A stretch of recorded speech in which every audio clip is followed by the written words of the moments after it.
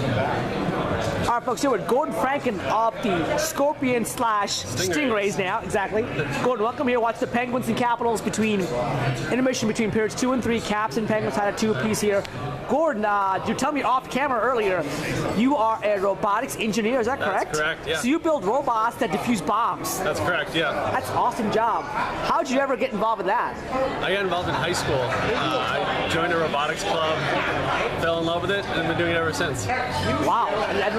Now, it's still a very narrow scope of field. Yeah. But I guess it's something you do for a lot career-wise, right? I guess there are many different scenarios. Sure. So I guess something you do for, is that correct? I mean, Yeah. different versions of it as well, too. It is a narrow scope, but, you know, robots is a growing field. It's a growing area. They're going to be applied in all different manpower. ways. That's right, less dangerous, exactly.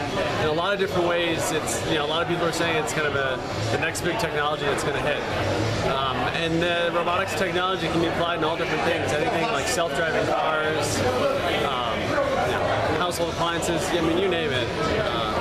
This stuff could have an impact. Now let's go to hockey here. Yeah. Obviously, you played hockey with the Scorpions for a long time. You were an ice hockey player, is that correct? That's correct. Yeah. Tell me your background. I got started playing ice hockey after college. Actually, I played a little bit in college. You know. What college is that, by the way? Out of curiosity. Princeton. Wow. Okay. Great. Awesome. Yeah, I played kind of recreational, pickup, intramural hockey. And yeah, I always knew how to skate, but I never really played any organized hockey growing up. But I just really enjoyed it. After I graduated college, I was living in New York City. I said to myself, this seemed like a lot of fun, and so I kind of bit the bullet, bought all the gear, found a league, started playing, and really fell in love with it. Terrific. Now, you still play ice hockey, is that correct? Still play hockey, yeah. What do you play ice hockey at, out of curiosity? It's a Hockey North America League, mostly in Rockville. Okay, at the Rockville Ice Arena? Yeah, the Ice Arena. Awesome. Terrific. How'd you find DCHL, by the way? I have a couple of good friends from college, actually, that play in the sister league. Okay. And they, the NBA shop, right? And who are they, out of curiosity? Courtney Mazo and Grant McIntyre. Grant McIntyre, yeah. Okay, yeah. Yeah, so Courtney's a good friend of mine from college. Okay, awesome. And so she's from the DC area, grew up playing hockey. She and I were talking hockey when I moved to the area. She said, hey, you got to check out this league. You know, me and Grant played it. So they put me in touch. I got in touch with you, and here we are. Awesome. Now we moved from DC now all the way to Rockville. A little closer for you as well, too, I'm assuming? Yes, yeah, because my work is up here in Rockville. I live in the area as well, so this is very convenient for me. Great, awesome. Now you played now with the Scorpions / Stingrays for about 2 seasons now. 3 seasons now, if I correctly. Team has changed a little bit out there. New blood, new younger blood as well too. You played with them in week number 1. A tough loss against the Babylon Warriors. They came back. You weren't here week number 2. Champions. Exactly.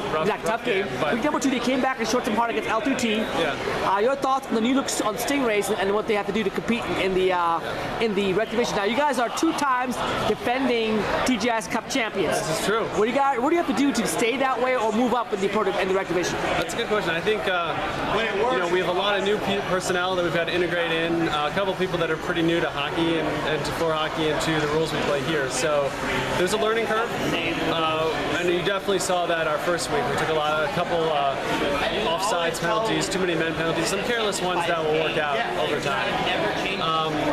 And so I think, over the season you're going to see our skill level and our cohesiveness is going to increase, and I think that's going to make us a competitive team. That's a very good point. Now, you play forward, right? Is that correct? Yes. Forward, you prefer center or wing? What do you prefer, actually? I prefer wing. That's what I've been playing in ice hockey, so it's more natural for me to play that way.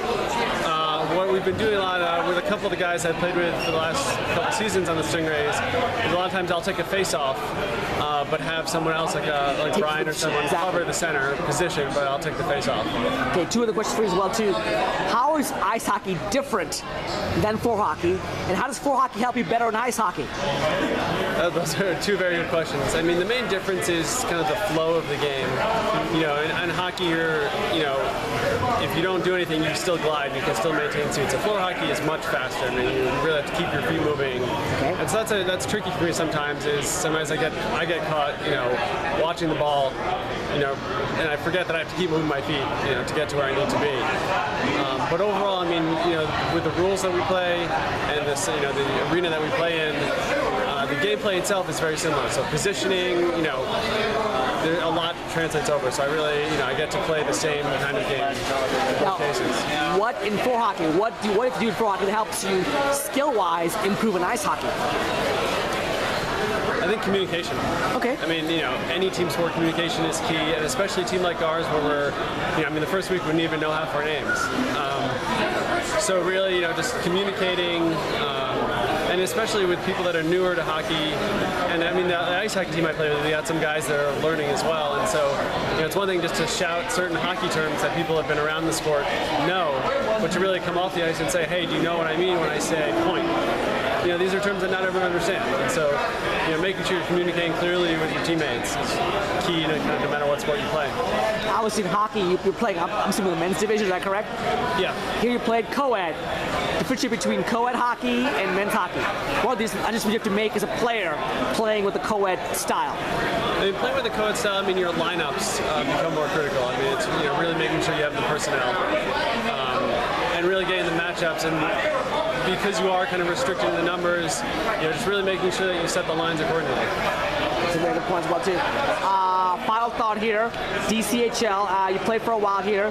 What do you like about this league? And personally, everybody likes the league for different reasons as well, too. What do you like about this league, and what keeps coming back right now playing for DCHL? I have to say, I think that I really appreciate the job you do. Appreciate that. This is really, of all the different rec leagues I played in, kind of adult rec leagues, this one, your involvement and your activity in it, really, it's well run. And I definitely appreciate that. You have a lot of opacity and, making sure that you get all the stats out and the updates and filming the games, and I really appreciate that. Well, great. Thank you so much for coming out here. Obviously, you are a Rangers fan, right? Rangers As fan. you know, I'm an Islanders fan, so. But you know what? Yeah. I'm an Islanders fan. I actually love Ranger fans. I believe that New York is New York. You win and we win out there. I have tons of respect for the Rangers out there. Rangers, I'm a big, actually, believe it or not, I'm a big fan of John Tortorella. Were you a Tortorella fan? Were you sad to see him go? I was a Tortorella fan. I still am. I thought that he actually was a good fit for the Rangers. I agree. Accountability, So I was sad to see him go. I think he's the kind of coach that you can only play for him for so long.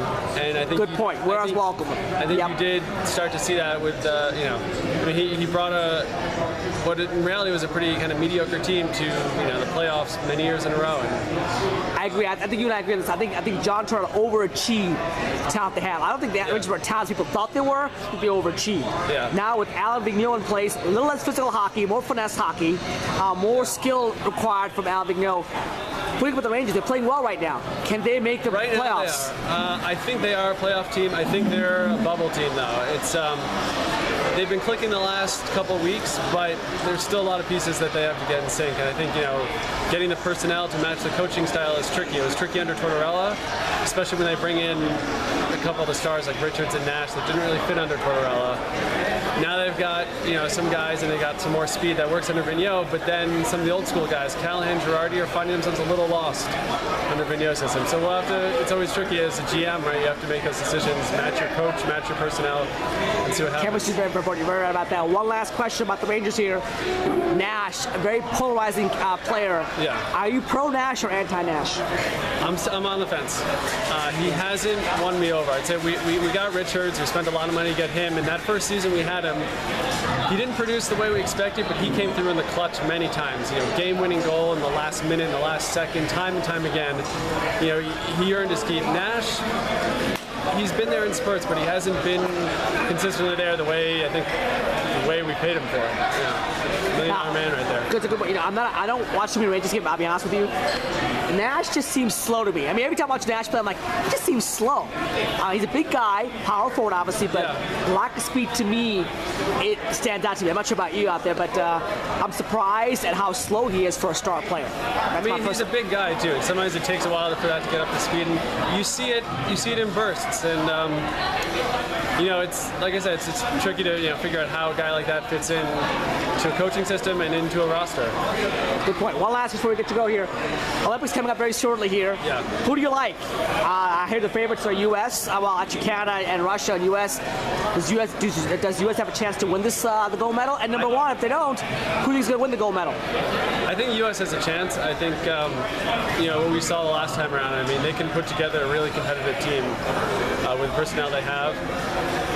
I'd like to see. I'm anticipating not Canada or U.S. I think it might be Russia or Sweden. I think kind of some of the lesser anticipated countries really making a stand here. Great, especially Russia as the home team. Absolutely. Thank you, Gordon, for being here. Appreciate that. You're in the game right now. It's still 2-2 in the third period here. Thanks for being here. We'll see you on Sunday at DCHL. Absolutely. Take care. Bye-bye.